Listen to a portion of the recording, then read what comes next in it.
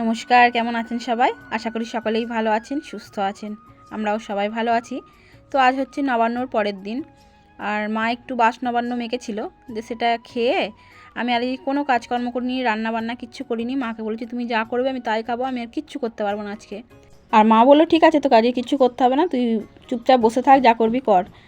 আর আমি দেখছি এই বাড়ির সামনেটায় কয়েকটা কুকুরের বাচ্চা হয়েছে, আমি তাদের নিয়ে একটু খেলা করছি।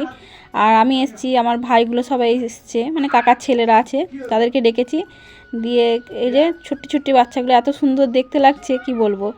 আর মনে হচ্ছে যেন একটা বাড়ি নিয়ে চলে যায়, গোলুমলু একদম।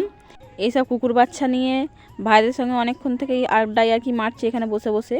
এবার বাড়ির দিকে যাই, কারণ প্রায় 1:10-15 বেজে গেছে। এবার গিয়ে দুটো খাওয়া দাওয়া করতে হবে।